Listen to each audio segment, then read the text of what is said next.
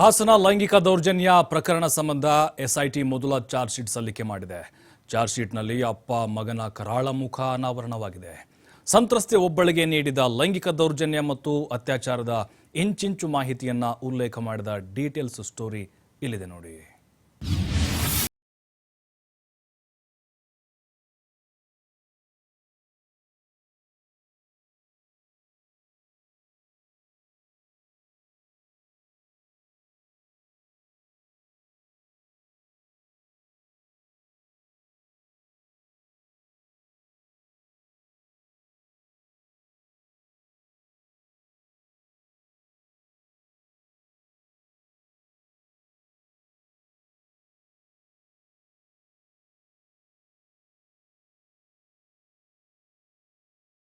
ಮಾಡಲಾಗಿದೆ.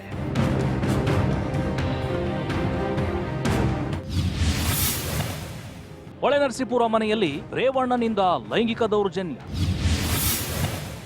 ಬಸವನಗುಡಿ ಮನೆಯಲ್ಲಿ ಪ್ರಜ್ವಲ್ನಿಂದ ಅತ್ಯಾಚಾರ. ಇನ್ನು ಎಚ್.ಡಿ. ರೇವಣ್ಣರ ಹೊಳೆನರಸೀಪುರ ಮನೆಯಲ್ಲಿ ಕೆಲಸ ಮಾಡುತ್ತಿದ್ದ ಮಹಿಳೆಯ ಮೇಲೆ ಅಪ್ಪ ಮಗ ಇಬ್ಬರು ಲೈಂಗಿಕ ದೌರ್ಜನ್ಯ ಮಾಡಿರುವುದು ತನಿಖೆಯಲ್ಲಿ ಸಾಬೀತಾಗಿದೆ. 2020-21ರಲ್ಲಿ ಮನೆಯವರು ಯಾರೂ ಇಲ್ಲದ ವೇಳೆ ಎಚ್.ಡಿ. ರೇವಣ್ಣ ಮನೆಯ ಮೊದಲ ಮಹಡಿಯಲ್ಲಿರುವ ಸ್ಟೋರ್ ರೂಮ್ಗೆ ಸಂತ್ರಸ್ತೆಯನ್ನ ಕರೆದಿದ್ದಾರೆ. ಮನೆಯಲ್ಲಿ ಕೆಲಸ ಮಾಡುವ ಇತರರಿಗೂ ಕರೆದು ಹಣ್ಣು ಕೊಟ್ಟು ಮೊದಲು ಕಳಿಸಿದ್ದಾರೆ. ಕೊನೆಯಲ್ಲಿ ಸಂತ್ರಸ್ತೆ ಮಹಿಳೆಯನ್ನ ಕರೆದು ಮೈ ಕೈ ಮುಟ್ಟಿ ಲೈಂಗಿಕ ದೌರ್ಜನ್ಯ ಎಸಗಿರುವುದು ಚಾರ್ಜ್ ಶೀಟ್ನಲ್ಲಿ ಎಸ್ಐಟಿ ಅಧಿಕಾರಿಗಳು ಸಾಕ್ಷಿ ಸಮೇತ ಉಲ್ಲೇಖ ಮಾಡಿದ್ದಾರೆ. ಅಪ್ಪನ ಕತೆ ಹೀಗಾದ್ರೆ ಇನ್ನು ಮಗನ ಕತೆ ಅದಕ್ಕಿಂತಲೂ ಭಯಂಕರವಾಗಿದೆ. ಅಷ್ಟಕ್ಕೂ ಎಸ್ಐಟಿ ಅಧಿಕಾರಿಗಳ ಚಾರ್ಜ್ ಶೀಟ್ನಲ್ಲಿ ಏನಿದೆ ಅನ್ನೋದನ್ನ ನೋಡೋದಾದ್ರೆ, ಚಾರ್ಜ್ ಶೀಟ್ನಲ್ಲಿ ಏನಿದೆ? ಅಪ್ಪ ರೇವಣ್ಣ, ಮಗ ಪ್ರಜ್ವಲ್ನಿಂದ ಒಂದೇ ಸಂತ್ರಸ್ತೆಗೆ ಲೈಂಗಿಕ ಕಿರುಕುಳ.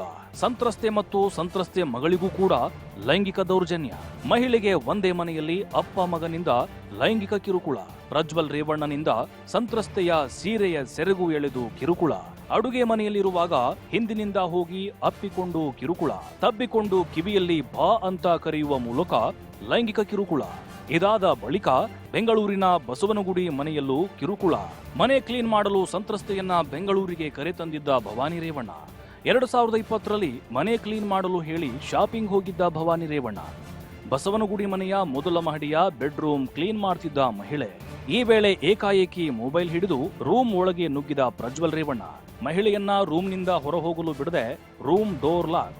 ಎಷ್ಟು ದಿನ ತಪ್ಪಿಸಿಕೊಂಡು ಓಡಾಡ್ತಿದ್ದೆ, ಈಗ ಸಿಕ್ಕಿದೀಯಾ, ನಾನು ಹೇಳಿದ ಹಾಗೆ ಕೇಳು, ಇಲ್ಲವಾದ್ರೆ ನಿನ್ನ ಕತೆ ಮುಗಿಸುತ್ತೇನೆ ಎಂದು ಬೆದರಿಕೆ ಹಾಕಿದ ಪ್ರಜ್ವಲ್ ರೇವಣ್ಣ. ಬೆದರಿಕೆ ಹಾಕುತ್ತಾ ಬಟ್ಟೆ ಬಿಚ್ಚುವಂತೆ ತಿಳಿಸಿದ ಆರೋಪಿ ಪ್ರಜ್ವಲ್. ಈ ವೇಳೆ ಬೇಡ ಅಣ್ಣ, ತಪ್ಪಾಯ್ತು, ನನ್ನನ್ನ ಬಿಟ್ಟು ಬಿಡಿ ಎಂದು ಅಂಗಲಾಚಿದ ಸಂತ್ರಸ್ತೆ. ಯಾವುದನ್ನೂ ಕೇಳದೆ ಸಂತ್ರಸ್ತೆಯ ಸೀರೆ ತೆಗೆದು ಅತ್ಯಾಚಾರ ಮಾಡಿದ ಪ್ರಜ್ವಲ್. ಅತ್ಯಾಚಾರ ಮಾಡುತ್ತಲೇ ಆತನ ಮೊಬೈಲ್ನಿಂದ ವಿಡಿಯೋ ಮಾಡಿಕೊಂಡಿದ್ದ.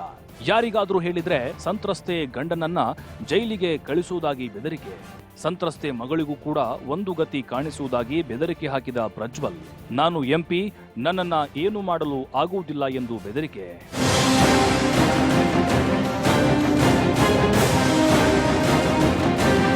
ಇನ್ನು ಪ್ರಕರಣ ಸಂಬಂಧ ಸುಮಾರು 150ಕ್ಕೂ ಅಧಿಕ ಸಾಕ್ಷಿಗಳನ್ನ ಚಾರ್ಜ್ ಶೀಟ್ ಅಲ್ಲಿ ಉಲ್ಲೇಖ ಮಾಡಿದ್ದಾರೆ. ಇನ್ನು ಪ್ರಜ್ವಲ್ ವಿರುದ್ಧ ಇತರೆ ಪ್ರಕರಣಗಳು ಬಾಕಿ ಇದ್ದು ಸದ್ಯದಲ್ಲೇ ಅವುಗಳ ಚಾರ್ಜ್ ಶೀಟ್ ಸಲ್ಲಿಕೆ ಮಾಡಲು ಕೂಡ ಎಲ್ಲ ಸಿದ್ಧತೆ ನಡೆದಿದೆ. ಅದೇನೇ ಇರಲಿ, ಅಪ್ಪ ಮಗನ ದುಷ್ಕೃತ್ಯ ಎಸ್ಐಟಿ ಅಧಿಕಾರಿಗಳ ತನಿಖೆಯಲ್ಲಿ ಬಯಲಾಗಿದೆ. Santosh Patil, crime bureau, TV5, Bengaluru.